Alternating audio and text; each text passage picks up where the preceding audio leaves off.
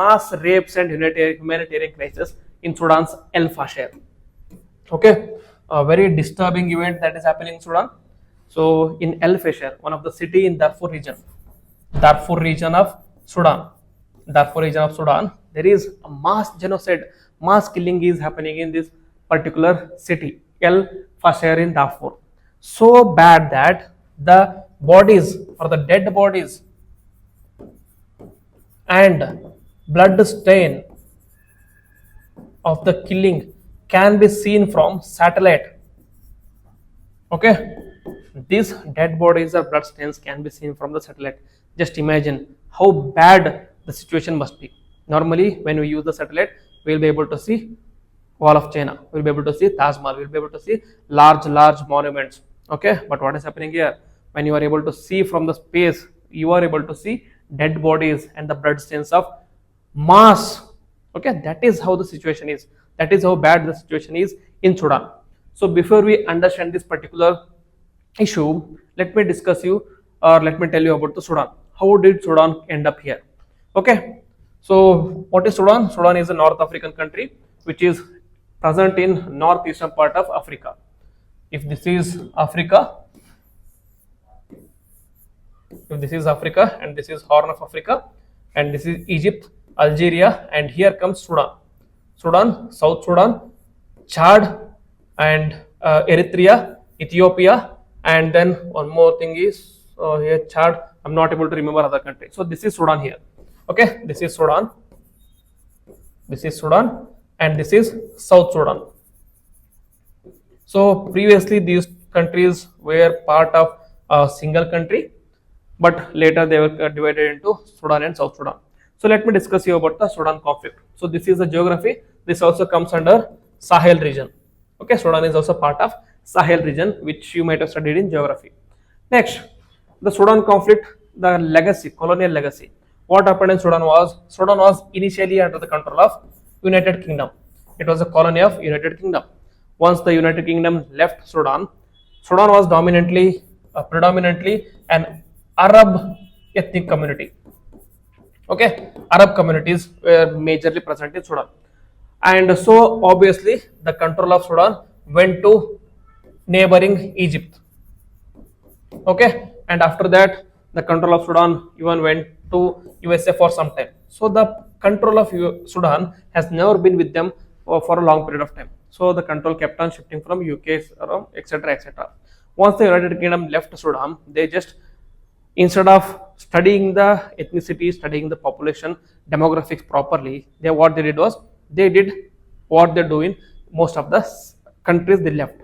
They just drew a map on the map. They just drew a country on the map and decided that this is your country, go and rule yourself.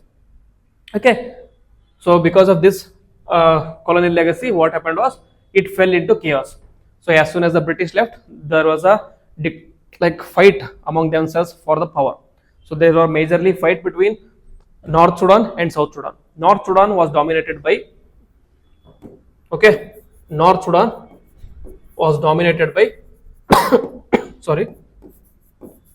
Arab Muslims. Okay, and South Sudan was dominated by Christians, black Christians, and ethnic groups. And famously, the South Sudan was dominated by two famous ethnic groups, that is Dinka and Nuyers. Okay, so since the country was divided and they were dominated by these communities, Arab Muslims, all the major powers went to Arab Muslims. So North Sudan had all the political power, whereas South Sudan had the economic resources. That is more than 70% of this economy was present in South Sudan. Despite having the economic resources, the powers were present in North Sudan. So there was a long conflict between North and South Sudan, which led to civil wars. Finally, South Sudan was separated in 2008. 2011. In 2011, South Sudan split from North Sudan, and again South Sudan again went into economic conflict, again went into civil wars within themselves between Dinka and Nuyers. There was ethnic cleansing of Dinkas by Nuyers, and there was genocide in South Sudan as well. But we'll discuss about South Sudan some other time. Now, once the South Sudan split off, what happened was 70% of the economy, such as oil resource, gold resource, went to South Sudan. So what happened in North Sudan? Obviously, they went into economic depression. They went into economic turmoil. Okay, economic turmoil in North Sudan. And also, North Sudan was, or Sudan itself was ruled by a long dictator, that is Omar al-Bashir. He was ruling Sudan for almost 30 years, whose dictatorship ended finally in 2019. Once this dictatorship ended in 2019, there was a fight among the generals. Okay, before it was a fight between North Sudan and South Sudan. Now the fight shifted to within Sudan, East Sudan and West Sudan. Okay, East Sudan and West Sudan. The fight shifted to East Sudan and West Sudan. These two areas were ruled by two generals. Okay, those generals were working together under Omar al-Bashir as long as he was the dictator of Sudan. Once he was imprisoned and once there was a coup, they decided to bring a civilian military-led government for a period of time. But in 2021, that civilian government fled away, and again there was a conflict between two generals. Who are these generals? Abdel Fattah al-Burhan of Sudanese armies. Sudanese army, he is from the government, majorly dominated by Arab communities, and this belongs to East Sudan. East Sudan. And the other leader is Mohammad Hamdan Dagalo, or famously known as Hemeti. Hemeti is owning RSF, or that is Rapid Support Forces, RSF. This is in news at the moment. This group is the one that is causing Darfur genocide at the moment.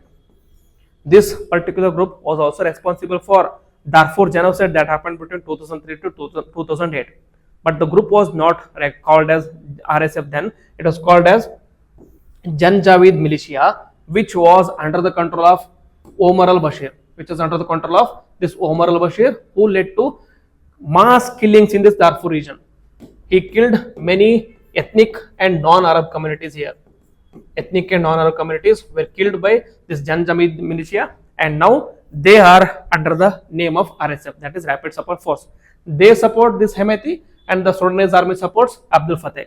And this Abdel Fattah is supported by Egypt because of the Arab heritage, and this Mohammad Hamad Dagalo Hemeti, he is actually a billionaire because of his control over gold mines. Billionaire because of his control over gold mines. He is supported by UAE because UAE is dependent on his gold, and also is supported by Libya because Libya is used as a transit channel to transport or smuggle this gold from Sudan to Libya. And also he is recently being supported by Russia as well. Why? Because of the gold again, because Russia finds benefit from this RSF or Hemeti because of the golds. So because of the support of these people, initially what happened was the control of Sudan was under the control of SAF. SAF decided that in 2023 of April, they decided that we are going to dissolve this RSF force and we are going to merge it into army, Sudanese army. But they decided that we are not going to dissolve this RSF. Who? The Hemeti people, the supporters of Hemeti. They said that we are not going to dissolve RSF. RSF is an individual army. It is under the control of Hemeti. So what happened was there was a prolonged conflict. Initially SAF was winning, but what happened post the support of UAE, Libya and Russia was that RSF is gaining power. Okay, RSF is gaining power and it started fighting all the people who are the supporters of government, and everyone who is non-Arab, who is ethnic, all the people were killed by this RSF. Okay, they wanted to show that our might, they wanted to show their might. The small militia group started the band, and they called themselves as RSF. They started targeting everyone, such as Christians, such as non-Arab communities, such as the ethnic communities like Nuyars, Dinka, etc., etc. All the tribal communities were killed en masse in EL-FASHER, which is the capital of Darfur region. Okay, so what was happening in 2003, the genocide of 2003 is re-happening again in current Sudan. Okay, next, this is the largest humanitarian crisis. According to United Nations report, 1.5 lakh deaths have happened in the ensuing conflict between 2023 to now, and also 1.8 crore people have been displaced. So United Nations had recently said that this is the largest humanitarian displacement crisis, even greater than Syria, even greater than Ukraine. But we barely hear about the Sudanese crisis. Okay, I'll discuss about that some other time. And also, this is a direct outcome of this particular war or conflict. These are the indirect. That is, 80% of the hospitals have been damaged, and which has led to 400 to 500% inflation in the food crops. Obviously, it has resulted in famine, and this famine has obviously resulted in cholera, and again, this has resulted in deaths of so many people. And also, one of the gravest humanitarian crises or inhuman act happened in October 2025. In October 29, 2025, what happened was these RSF forces marched into hospitals and killed 450 patients inside the hospitals. They didn't care whether it was a child, whether it was a pregnant lady, whether it was someone else. They killed them en masse, and they disposed their bodies on the ground itself, which is visible from the space. So that is how significant the crisis is. This is the background of Sudan crisis. I think I've explained it very well. Now moving to the news article. So it is talking about fall of EL-FASHER. So EL-FASHER, the last Sudanese army stronghold in Darfur, fell to rapid support forces. As I told you, initially the control was under Sudanese army, that is SAF, Sudanese army forces. Now it is being taken away by RSF. On October 26, 2025, after an 18-month siege marked by starvation and bombardment. This fall triggered mass killings, looting and abductions, and sexual violence. Communications have been largely cut off, worsening the information blackout. Next, testimonies of the atrocities. So in these articles, they ask certain survivors of these particular atrocities, such as Amira, who is present now in Tawila, said that described public mass rapes, torture and killings by RSF fighters. Women were raped in front of the families and communities, creating an atmosphere of terror.